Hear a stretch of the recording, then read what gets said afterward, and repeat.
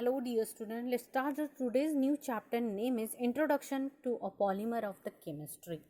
What is meant by polymer और exactly वो क्या होता है, किस तरह से होता है, तो exactly उसका इंट्रोडक्शन और क्या होता है exactly ये पूरा in going on reduce syllabus, पर मैं फिर भी आपको बताना चाहती हूँ कि polymer are two types, natural polymer, synthetic polymer and the man made polymer. That is the natural polymer, मतलब जो एज अ नेचुरल कंडीशन में बनता है, एज अ प्लांट से वो जो कुछ भी प्रोवाइड होता है.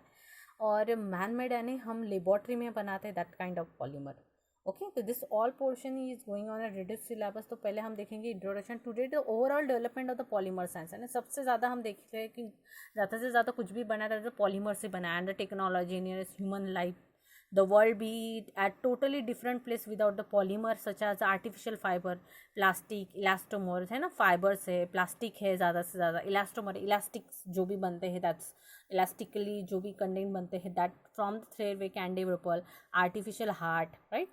पॉलीमर्स टच है जो भी है ना, किसी की हार्ट आर्टिफिशियल वेपर, अगर हमारे सर्जिकल या आर्टिफिशियल टूथ होते हैं हमारे, है ना, जिसके टीथ टूट जाए, आर्टिफिशियल टीथ होते हैं, आर्टिफिशियल बोन्स अटैच किए जाते हैं, बहुत सारे आर्टिफिशियल हम देखते हैं. Artificial polymer and natural polymer, that kind of they, मतलब हर एक जगह अब ज़्यादा से ज़्यादा पॉलीमर यूज़ हो रहा है. तो that kind of polymer, how to they build up, how to they use it, ये हम पढ़ने वाले. बट ये all portion classification of polymer are going on a reduce syllabus. ये सब रिड्यूस सिलेबस में गया है. यहाँ तक classification of polymer on the basis of the structure, ये जो हमें बताता है डिटेल में कि एग्जैक्टली किस तरह के पॉलीमर होते हैं, किस टाइप में वह होते हैं, ये सब going on a reduce syllabus. But यहाँ से पूरा तरह से देन जो स्टार्ट हो रहा है, ये पूरा रिड्यूस सिलेबस में गया है. जो स्टार्ट हो रहा है that is the some important polymer. यहाँ से इंक्लूडिंग सिलेबस, तो सम इम्पॉर्टेंट यहाँ तक का पूरा पोर्शन रिड्यूस सिलेबस में गया है. तो सब इम्पॉर्टेंट पॉलीमर में पहला है रबर. दैट हमने सबसे ज़्यादा रबर देखे हैं, है ना, इजीली हमारे सादे घर के डेली यूज वियर रबर, या छोटे रबर, या रबर टायर, है ना, देखा ही है हमने. तो रबर किस तरह से इंपॉर्टेंट है कि किस तरह से वो बिल्डअप होता है. द इलास्टोमर, इलास्टिक होता है, खींचते हैं हम उसको तो वो इलास्टिक की तरह तैरता है. The elastomer properly known as rubber, जो भी इलास्टिकली एज होता है that is kind of called as a rubber. For example balloons elastically, that rubbers. Shoelace भी इलास्टिकली खींची जाती है. टायर्स हमने देखे हैं बड़े बड़े, वो भी रबर्स होते के बनते हैं. शुगरगॉन ग्लोव्स, है ना, शुगरगॉन की ग्लोव्स, वो भी.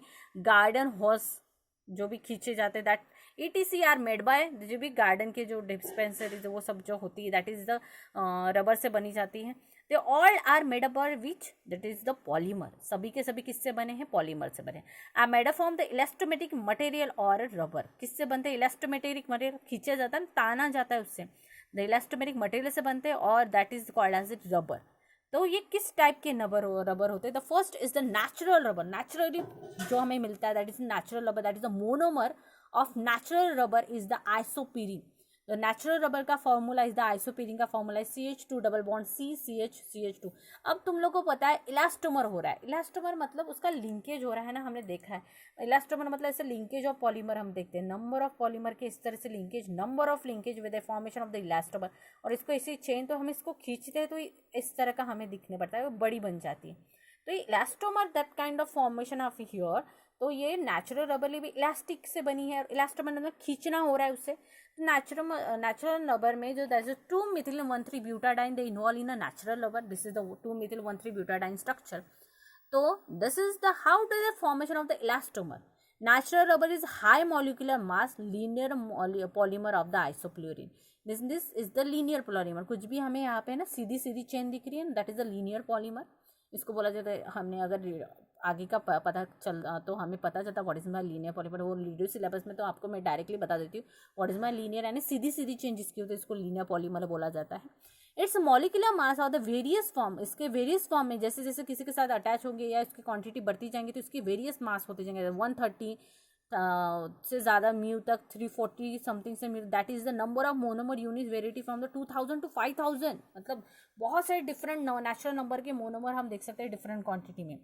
तो first is the basis of the बहुत सारे different kind of natural rubber में हम देखने जाएंगे. तो नेचुरल रबर देखो, exactly the first year the number of, मैंने बोला ना रिंग की तरह, तो यहाँ पे अगर हमने डबल बॉन्ड ब्रेक किया तो इस पे निगेटिविटी आ जाएगी। इसकी निगेटिविटी ओवरकम करने के लिए this next kind of the वो structure is this CH2 is joining here, CH2 C CH3, फिर से डबल बॉन्ड यहाँ पे ब्रेक होगा जिसकी निगेटिविटी, तो ये देखो लिंकेज ऑफ पॉलीमर यहाँ पे देखो किस तरह से फॉर्म हुआ है, राइट देखो CH2 C double bond, just wait, right यहाँ पे exactly, wait just a minute, exactly हो क्या रहा है, वही हो रहा है, लिंकेज ऑफ पॉलीमर में हम देख रहे हैं ना, वही फॉर्म कर रहे हैं, और एग्जैक्टली इसी तरह से दे फॉर्म द स्ट्रक्चरल, देखो डबल बॉन्ड ब्रेक किया, लोन पैरिटी आ गई इस पे, लोन पैरिटी इस बॉन्डिंग पे, कि यहाँ पे डबल बॉन्ड था ना, राइट यहाँ पे डबल बॉन्ड था कि नहीं था, यहाँ पे डबल बॉन्ड था, ये डबल बॉन्ड ब्रेक हुआ, इस पर लोन पैरिटी आ गई, तो दूसरा आइसोप्यूरिन मॉलिक्यूल है हमारे पास रबर का, तो वो रेडी है बॉन्ड फॉर्म करने के लिए, तो यही स्ट्रक्चर कंटिन्यू हो रहा है। देखो यहाँ पे भी लिंकेज ऑफ, मतलब another structure they form very easily, यहाँ पे भी फॉर्म हो सकता है, तो यहाँ पे CH2 पे लोन पैरिटी आ गई, तो इसकी लोन पैरिटी ओवरकम करने के लिए देखो ये CH2 यहाँ पे अटैच हो गया, ये दो वाला CH2 का एक CH2, और C they converted into bonding in again, तो यहाँ पे देखो फिर से हम यही प्रोसेस करते जाएंगे, CH2 डबल बॉन्ड ब्रेक होते जाएगा, यहाँ पे भी होता है डबल बॉन्ड, तो इसने भी ओवरकम किया, दे कंटिन्यू, तो अगेन एंड अगेन, ये again and again, again and again, again and again, the natural rubber, this से क्या फॉर्म होता है, ब्रेकिंग बॉन्डिंग दे कन्वर्टेड, तो मैंने जस्ट आपको यही बताने की, form the number of kind of rubberistic ऐसे ऐसे फॉर्म होते जा रहा है, लिंकेज ऑफ पॉलीमर बढ़ते जाएगा और हमें जो स्ट्रक्चर मिलेगा वो इससे रिपीटेड नंबर ऑफ टाइम, देखो रिपीट हो रहा है और ये अभी ऐसे दिया है, मतलब यहाँ पे भी वो रिपीट होते ही जाएगा, that is the natural rubber. तो reaction involve in the formation of the natural rubber process of the addition of the polymerisation is known as, है ना, एडिशन हो रहा है, कौन सा एडिशन हो रहा है यहाँ पे, तो as a two methylene butadiene is added more the number of time is infinite time, हम बोलेंगे देखो इनफाइनाइट टाइम, यहाँ पे स्ट्रक्चर स्टॉप हो गया क्या, नहीं, इनफाइनाइट टाइम, यहाँ पे भी n नंबर ऑफ दिखा है, हम पॉलीमराइजेशन ऐड करें, इसको ही पॉलीमराइजेशन बताया जाता है कि वही स्टेप इनफाइनाइट टाइम रिपीट हो रही है, देखो n नंबर ऑफ, यहाँ पे भी हमने बॉन्ड नहीं दिखा, होती जाएगी इस साइड से भी और उस साइड से भी होती जाएगी, CH3 double bond CH2 C, वो लिंकेज होते जा रहा है पॉली, और इसको हम बोलेंगे पॉली आइसोपीरिन, कि अब ये पहले सिंपल स्ट्रक्चर में था तो आइसोपीरिन बोलते थे हम इसको, अब पॉली क्यों बोला, क्योंकि number of repeated structure they added here, वो पॉलीमराइजेशन हो रहा है, इसलिए इसके आगे क्या नाम लग गया, पॉली लग गया, मतलब पॉलीमर का number of repeated ring are added of this structure, that's why here poly, और ये स्ट्रक्चर कौन सा है, आइसोपीरिन का, also is called as the rubber, this is the rubber structure, और in the bracket is write down the n number of the infinite number of they form, okay this kind of they form, अगर ये exam में आया तो आपको ये पूरा ये स्ट्रक्चर और इनफाइनाइट नंबर, ये इजी है, वो एक स्ट्रक्चर लर्न कर लो, नंबर ऑफ इनफाइनाइट स्ट्रक्चर दिखा दो, और पॉलीमराइजेशन आइसोपीरिन टू पॉलीमराइजेशन कैसे फॉर्म होता है, वही स्ट्रक्चर रिपीटेड स्ट्रिंग में देखना, उसके आगे पॉली लग गया, पॉलीमराइजेशन, और ये लिखना जरूरी, in the presence of polymerisation number of repeating unit यहाँ पे फॉर्म होती है। Properties of the natural rubber, exactly properties क्या है उसकी एग्जैक्टली प्रॉपर्टी हम देखने वाले, पॉली आइसोपीरिन की इसकी प्रॉपर्टी, पॉलीमर फॉर्म करने के बाद molecule has a cis configuration of the C double bond if consist of the various chain held together to weak van der Waals forces has the coiled structure, various chain है ना, दिख रहे हैं ना हमें, वेरियस चेन आर हेल्ड, एक पकड़ के रखे उन्होंने, various chain number of the similar structure, then formation of C double bond double bonded here consist on the formation of the C structure, एक C स्ट्रक्चर हमें दिख रहे हैं ना, double bonded formation C structure हो रहा है लग दिस सी ना, CH3 एक साइड में, इक्वल कंपाउंड एक साइड में, CH3 काइंड ऑफ स्ट्रक्चर हमें दिख रहा है, मेटल कंसिस्ट में हमने देखा था ना, the vulcanisation of the rubber, to improve the physical property of the natural, और उसके बाद सेकेंड प्रॉपर्टी छूट गई थी, it can be stretch like a spring and exhibit elastic property, और इसको हम देखेंगे अगर कंडेंस करके रखेंगे तो ऐसे दिखेगा, बट अगर इसको खींचा ताना तो ये पूरा इस तरह से बन जाएगा, तो इट्स लाइक इलास्टोमर प्रॉपर्टी, मस्त में मतलब खींचेंगे तो इसमें कौन सी प्रॉपर्टी आने वाली है, इलास्टोमर प्रॉपर्टी आने वाली, खींचने के बाद, तो एग्जैक्टली उस प्रॉपर्टी में वापस आ जाएगा खींचने के बाद, तो that is the elastomer property is develop in the rubber.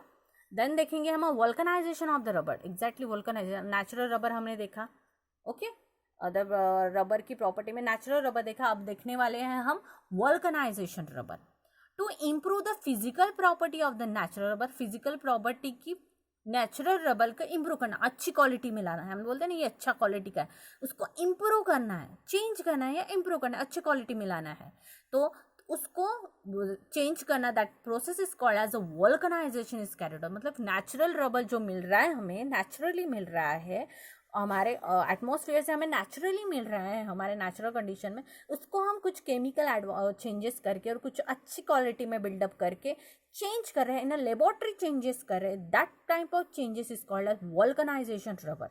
Okay, तो इन 1839 चार्ल्स गोलेयर और the American inventor invested the process of the vulcanisation. उसने डेवलप की कि एग्जैक्टली हमें चेंज करना आया है, जो नेचुरली मिला है रबर उसको अच्छी क्वालिटी में लाना है, और उसमें कुछ चेंजेस करके उसके नए एडवांटेज ऑफ रबर कुछ कहा भी हम यूज कर सकते हैं, तो उसको चेंज करना है।